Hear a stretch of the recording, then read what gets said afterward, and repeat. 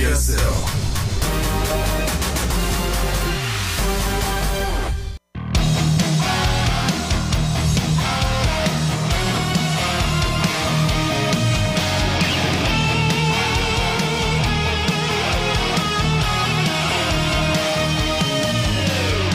Welcome back to the GSL Code S.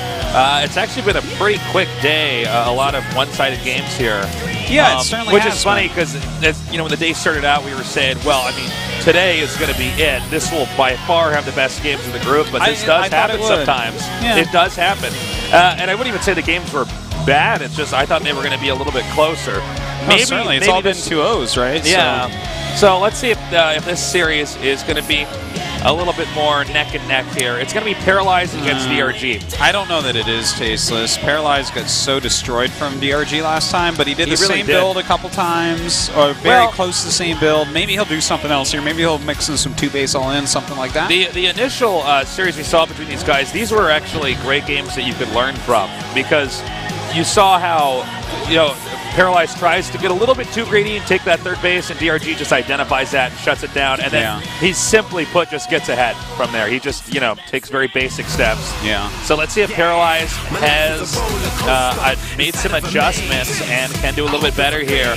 Our final best of 3, Paralyze against DRG, is about to go underway here at GOMTV.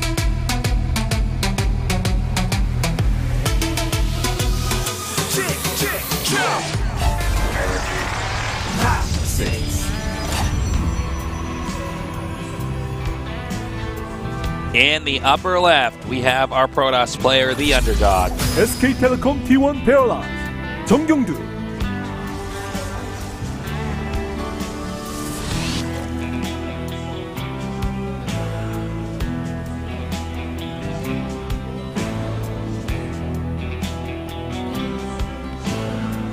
And in the upper right, with 12 consecutive GSLs. DongRaeGu, barely got out. 12 GSLs, guys. Pretty sick. In a row. Pretty amazing. Pretty good.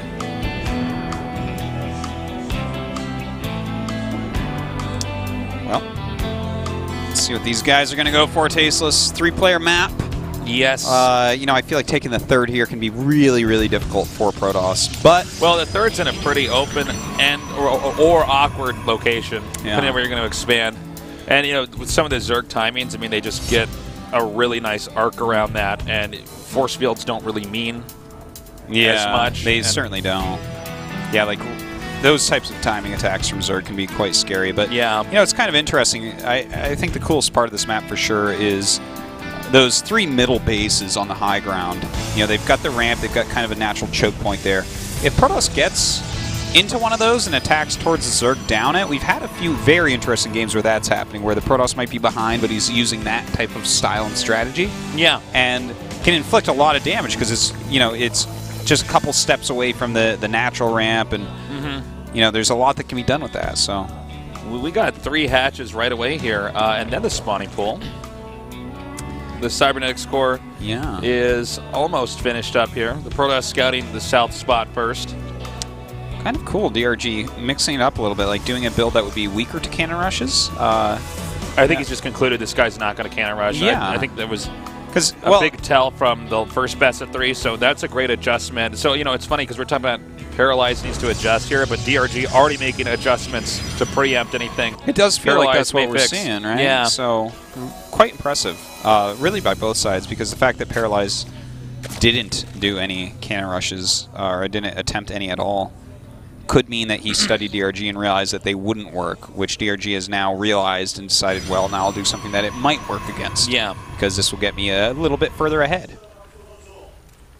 But anyways, really quick 3 hatches, as you said, getting his gas already. We do have that one hidden probe that just peeked in, saw the third, and then ran away. So what will he end up doing with this? Are we just going to see like a warp gate rush?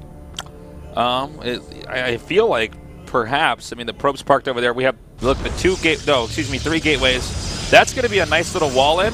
Yeah. That if the rush doesn't work, he just goes back and turtles. So I think, let's see, the probe's moving now. Well, now DRG knows what's going on because he sees the one gas. This is very specifically the build that San likes to do in PvZ, where you get the 1 sentry sit at home, you do the 4 gateway timing attack follow-up, This is going to be really powerful, Tasteless. Yeah, Chrono's going to be banked up over here. I think he's going to kill this third, to be honest. I think it's going to be really hard for DRG to hold this. So DRG doing a greedy build, but Paralyze has an answer right away. We have 6 Lings coming out and 1. What am I saying? Zergling Speed's coming here too. It is, but you know, if you micro this correctly and you just kind of, you know, slowly but surely warp in more and more and more Zealots, you get to this critical mass. It's pretty ridiculous. And the thing is, Zerg can hold it, but you're stifling their drone count so significantly. Right now, 27 drones only, and he has to make nothing but Lings for now. Yeah. Like, it's very dangerous for him to create anything else with his larva. Okay, coming up now and hitting that first queen. The Lings have not come in just yet. He really needs Ling speed here for him to hold this. But it looks like he even wants to go all the way back. Actually, hitting the Mothership Core, you know what? If he gets the Lings up over here, now that was a much-needed time warp. But, oh! Does get that Mothership Core out of there. 1 HP left, literally. He should just let that sit and regain his shields. Yeah. Because that's just going to die otherwise. No, I think he gets it. Yep, yeah. There we go. So I would definitely say that was a bit of a mistake. Should have had that back, but you know what? He's still doing great work on these Lings, warping quite a few Zealots. Okay, but there were 20 more Lings on the way here. And wow, he actually did not start snipe that Queen. You know what, Artosis? I think he just gets a surround here over time. I mean, the Queens are still doing a lot of damage here in the back. I think that he's just going to continue to hold it. If he's chrono boosting his gateways and whatnot, like, he's going to have another 4 Zealots in a second here. Yeah, and with the 4 Stalkers behind, this is like such a hard position to break. There's not that much surface area. You know, Zealots get to a critical mass eventually. It's pretty scary stuff. Okay, nice control of the Lings, though. Yeah. Getting all the way around that. The Zealots really softened up. And, you know, it's going to be a little bit for the next warping round. There are more Lings coming in here. And, yeah, he does get that surround and just wipe that out. A very good hold. Not the greatest execution on that ever from Paralyze, but not terrible either. It was well done by DRG. This is a tough spot because he didn't, I mean, the whole goal there was to get rid of the hatchery. You know, you kind of catch you in the end of something falling apart over there. The goal is to get rid of the hatchery, not just to delay the probes from being made. Drones, rather, from being made. So, yeah, I mean, let's see what he's going to do from here. Well, I mean, they've both been slowed down a lot, but if I'm in this situation, I'd be much more comfortable as DRG. Oh, for sure. He's got complete map control. He does have his 3 bases, tons of production. Thing is, the probe count was really low during that all, and he didn't get any additional gas for a really, really long time. So his tech is really late. You know, his economy is quite weak. You've got to be happy here as DRG. And just hitting over here, trying to see if he can't force some force fields out, anything to buy him time. We have a Warp Prism coming up now. I'm really worried that Paralyze, it may be too late. I mean, when you do strats like what Paralyze did, if they don't work out, oftentimes you're playing from a pretty big disadvantage. And when you're against somebody like DRG who basically doesn't make errors in his judgment of what the right move is. Yeah. I mean, he just doesn't really make a lot of mistakes. So, I mean, this is going to be tough for Paralyze, especially considering the memories from the first series still fresh in his mind. Well, we'll see what he can possibly do about it. I love the Hydralisk Den coming out here for DRG. You know, an obvious follow-up to that rush is an Immortal All-In. Yeah. So he's already kind of preparing for that. Okay, we have the Warp Prism coming up here. Is that full of sentries? It might be. It's either that or Zealots. It's Zealots. Okay, yeah, it's sentries. Zealots wouldn't make much sense, I think, here. Yeah. I mean, I don't think this is actually going to be really do much. It hits there, he picks up. Yeah. I mean, there's nowhere else to go. He can't go back into the main. That's just going to be stopped.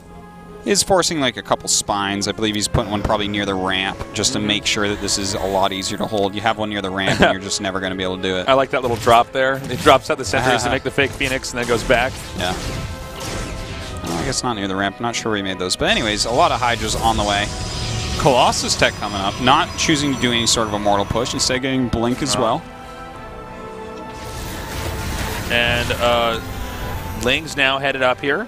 I mean, really, DRG has ownership of the map. I mean, it's going to be very tough. Beyond this Warp Prism flying around, and I mean, the problem is that with the 4 sentries, really you have to have like a main with the ramp to do something with this. You can't do much more harass than this.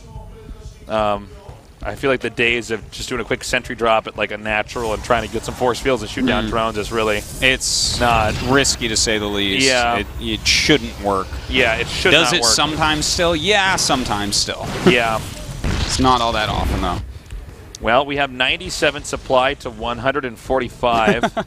It's quite a difference, isn't it? That's a pretty big difference, and this is really the point in time where it ramps up for the Zerg. They get maxed out very quickly. And the Protoss doesn't have a third yet, and as I'm saying that, the Zerg takes his fourth base. So, I mean, this is a problem, guys, because really all that DRG has to do, like, is just stop the third from ever being set up and being mined from, and really there's no way for Paralyze to win.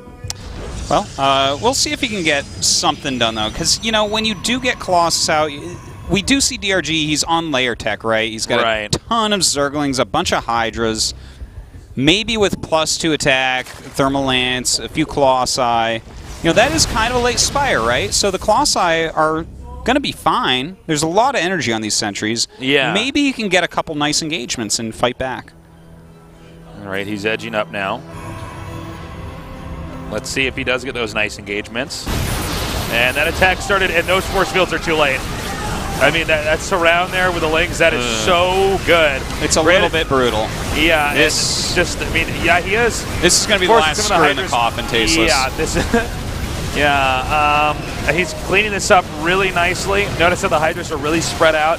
The Stalkers, unfortunately, have to go around to the upper right side of the gates, whereas the Colossus went up to the upper left side. And now this base just should be canceled. But, yeah. I mean, this is really, this was the killing blow. Certainly. I mean, this is lights out right now. All DRG has to do is just put his building blocks in the right place. And no, seriously, it's easy. I mean, his really Spire's about to finish. He can either make Corruptors or he can make Mutas. Yeah. Both of them are game winners. Yep. Corruptors it is. Corruptors. Probably the better choice here, considering he has such a heavy Ling Hydra army still. I think it's a little bit cleaner. Sometimes with Mutas, you can make a mistake or just get caught in a bad spot with Stalkers. There's no... I mean, the Corruptors complement the... much more so than Mutas would. So, there's the Nexus again. I mean, this is really all Paralyze can do right now, is just sit back and just try to get another Nexus up to get back into this game. Do you like to ban Finger 11? I don't think I've heard their music. You probably did, but not since like 2003 or so. Oh, I don't know it, man. Oh, okay. Just Paralyzers, a song. Sound like Banana Fingers? Yes. So we have, again, again, a futile attempt here. I mean, all he has to do is target down the Warp Prism. Yeah. Well, he might be able to kill like a queen or two. That's kind of nice, right? Yeah. It's something, and he needs anything really at this point in time. Do we have a sentry there? Yeah, we have 3. Excuse me, we have 3 sentries in that army. 1 is brand new, so not as many forces as you might hope. Yeah, this isn't going to work, Tasteless. Yep, the Corruptors are just coming down here now and hitting so hard. I believe we're going to have a GG here momentarily, as there's just nothing left that Paralyze can do other than dust his shoulders off and go back into the next game with a better mindset and a better strat. Dust his shoulders off, you say? Dirt off his shoulders, man. Wow. Okay. Yeah. Well, there's a lot of dirt on there. He was 6 feet under by the end of that game, Tasteless. Yeah. That last attack was the asteroid that broke the camel's back there. Camel was limping around in the desert, already with a heavy pack, and then an asteroid hit Earth. And yes, all the other camels are extinct as well, but that one was really extinct. I am not seeing a Paralyze win from here. I mean, his games have been the weakest against DRG. DRG and Maru have really stood out head and shoulders above all the other players in this group. All other 2 players in the group.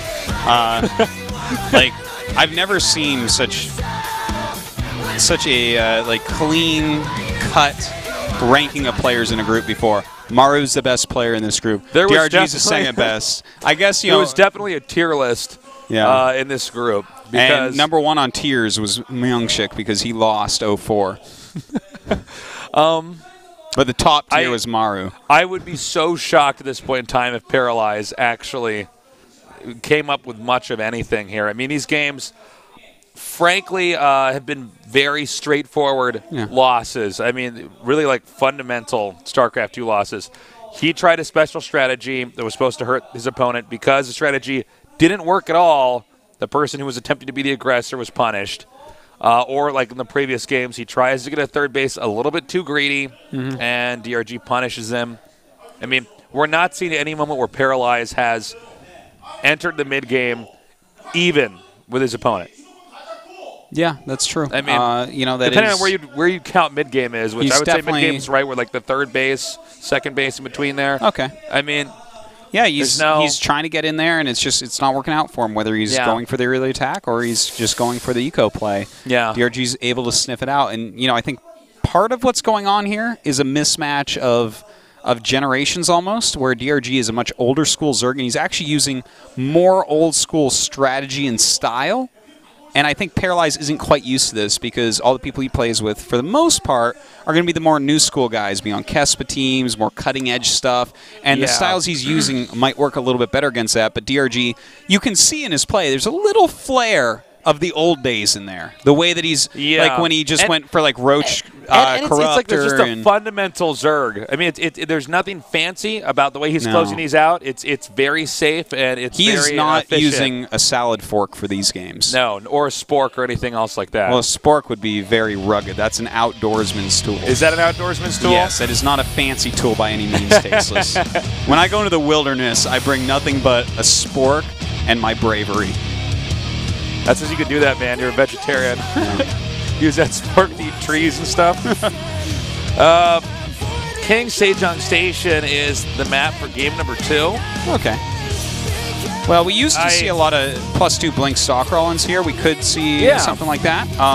Recently, we've seen a lot of +2 blink into third base type of play. Yeah. And you know what else is really nice here? I do like Oracle into Void Ray, take a third base and go Void Colossus here. I think that's really nice. So any of those strats, I think Paralyze, it would be nice for him to see him do something like that. I'm under the impression DRG is just going to sit back, wait, watch, and counter. Yeah. We are now into game number 2 here. The loser of this best of 3 is out of the season of the GSL Code S. The winner goes on to the round of